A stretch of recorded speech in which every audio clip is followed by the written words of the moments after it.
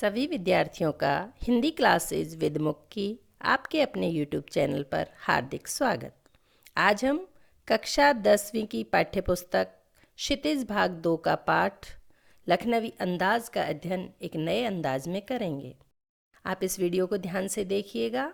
अब से आगे आपको एनिमेटेड वीडियो के साथ साथ कठिन शब्दों के अर्थ भी स्क्रीन पर देखने को मिलेंगे। यूँ तो यशपाल जी ने लखनवी अंदाज व्यंग यह साबित करने के लिए लिखा था कि बिना कथ्य के कहानी नहीं लिखी जा सकती, परंतु एक स्वतंत्र रचना के रूप में इस रचना को पढ़ा जा सकता है। यशपाल उस पतनशील सामंती वर्ग पर कटाक्ष करते हैं जो वास्तविकता से बेखबर एक बनावटी जीवन शैली का आदी है। कहना ना होगा कि आज के समाज में ऐसी परजीवी संस्कृति को देखा जा सकता है। जीवन की वास्तविकता कुछ और होती है और दिखावा कुछ और करते हैं। तो लीजिए, प्रस्तुत है यह व्यंग। मुफस्सिल की पैसेंजर ट्रेन चल पड़ने की उतावली में फूंकार रही थी। आराम से सेकंड क्लास में जाने के लिए दाम अधिक लगते हैं। दूर तो जाना नहीं था।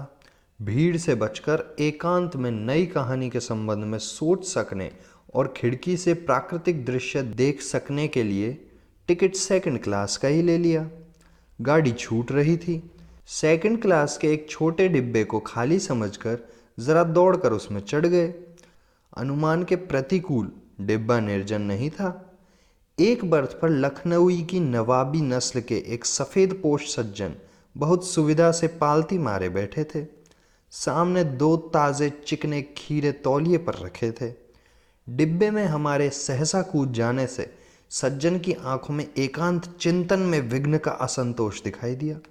हो सकता है ये भी कहानी के लिए सूझ की चिंता में हो, या खीरे जैसी अपदार्थ वस्तु का शौक करते देखे जाने के संकोच में हो। नवाब साहब ने संगति के लिए उत्साह नहीं दिखाया। हमने भी उनके सामने की बर्थ पर बैठकर आत्मसम्मान में आंखें चुरा ली। ठाली बैठे कल्पना करते रहने की पुरानी आदत है। नवाब साहब की असुविधा और संकोच के कारण का अनुमान करने लगे। संभव है नवाब साहब ने बिल्कुल अकेले यात्रा कर सकने के अनुमान में किफ़ायत के विचार में सेकंड क्लास का टिकट खरीद लिया हो, और अब गवारा ना हो कि शहर का कोई सफ़ेद पोश उन्हें मजले दर्जे में सफ़र करता देखे। अकेले सफ़र का वक्त काटने के लिए ही खीरे खरीदे होंगे, और अब किसी सफ़ेद पोश के सामने खीरा कैसे खाएं? हम कनखियों से नवाब साहब की ओर देख रहे थे। नवाब साहब कुछ देर गाड़ी की खिड़की से बाहर देखकर स्थिति पर गौर करते रहे। ओह, नवाब साहब ने सहसा में संबोधन किया। आदाब अर्ज जनाब, खीरा का शौक फरमाएंगे? नवाब साहब का सहसा भाव परिवर्तन अच्छा नहीं लगा। भांप लिया, आप शराफत का गुमान बनाए रखने के लिए हमें भी मामूली लोगों की हरकत में लथेड़ लेना चाहते हैं। जवाब दिया, शुक्रिया शुक्रिया, किबला शौक फरमाए। नवाब साहब ने फिर एक पल खिड़की से बाहर देखकर गौर किया और दृढ़ निश्चय से खीरों के नीचे रखा तौलिया झाड़कर सामने बिछा लिया।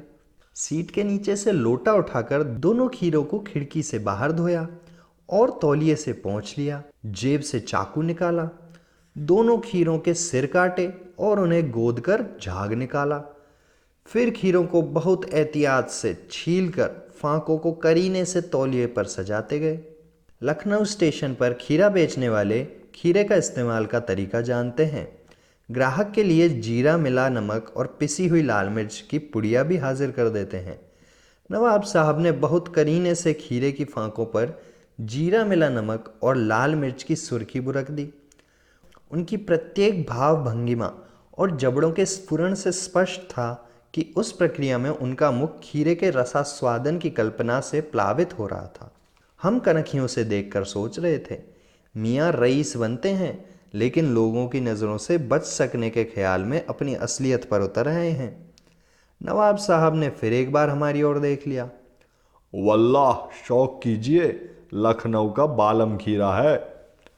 नमक मिर्च छिड़क दिए जाने से ताज़े खीरे की पनियाती फांकें देखकर पानी मुंह में ज़रूर आ रहा था, लेकिन इनकार कर चुके थे। आत्मसम्मान निभाना ही उचित समझा। उत्तर दिया, शुक्रिया, इस वक्त तलब महसूस नहीं हो रही। मैदा भी ज़रा कमज़ोर है, किबला शौक फरमाए। नवाब साहब ने सतृष्ण आंखों से नमक मिर्च के संयोग से चमकती खीरे की फांकों की ओर देखा। खिड़की के बाहर देखकर दीर्घ निश्वास लिया। खीरे की एक फांक उठाकर होठों तक ले गए। फांक को सूंघा। स्वाद के आनंद में पलकें मूंद गई। मुंह में भर आए पानी का घूंट गले से उतर गया। तब नवाब साहब ने फांक को खिड़की से बाहर छोड़ दिया। नवाब साहब खीरे की फांकों को नाक के पास ले जाकर वासना से रसास्वादन कर खिड़की के बाहर फेंकते गए। नवाब साहब ने खीरे की सब फांकों को खिड़की के बाहर फेंककर तौलिए से हाथ और होठ पोंछ लिए और गर्व से गुलाबी आंखों से हमारी ओर देख लिया, मानो कह रहे हो ये है खानदानी रईसों का तरीका। नवाब साहब खीरे की तैयारी और इस्तेमाल से थक कर लेट गए। हमें तस्लीम में सिर खम कर लेना पड़ा। यह है खानदानी तहजीब, नफासत और नज़ाकत। हम गौर कर रहे थे। खीरे इस्तेमाल करने के इस तरीके को खीरे की सुगंध और स्वाद की कल्पना से संतुष्ट होने का सूक्ष्म, नफीस या एब्स्ट्रैक्ट तरीका ज़रूर कहा जा सकता है, परंतु क्या ऐसे तरीके से उदर की तृप्ति भी हो सकती है? नवाब साहब की ओर से भरे पेट के ऊंचे डकार का शब्द सुनाई दिया और नवाब साहब ने हमारी ओर देखकर कहा, खीरा लजीज होता है लेकिन होता है शकील, नामुराद मैदे पर बोझ डाल देता है। ज्ञान चक्षु खुल गए। पहचाना, ये हैं नई कहानी के लेखक। खीरे की सुगंध और स्वाद की कल्पना से पेट भर जाने का डकार आ सकता है तो बिना विचार, घटना और पात्रों के लेखक की इच्छा मात्र से नई कहानी क्यों नहीं बन सकती? तो आपने देखा कि नवाब साहब ने बिना खीरे खाए ही खीरे के वासना मात्र से खीरे का रसास्वादन कर लिया और उनका पेट भी भर गया। यदि ऐसा हो सकता है तो बिना विचार, घटना और पात्रों के लेखक की इच्छा मात्र से नई कहानी भी बन सकती है। ये नई कहानी और नए कहानीकारों पर व्यंग है, क्योंकि अधिकांश आधुनिक कहानियाँ ऐसी ही होती हैं जिनमें कोई विचार, घटना या पात्र नहीं होता है। वीडियो देखने के लिए बहुत बहुत धन्यवाद। वीडियो अच्छी लगी हो तो वीडियो को लाइक कीजिएगा, चैनल को सब्सक्राइब कीजिएगा और अपने मित्रों को शेयर कीजिएगा। फिर मिलती हूँ नई कहानी के साथ।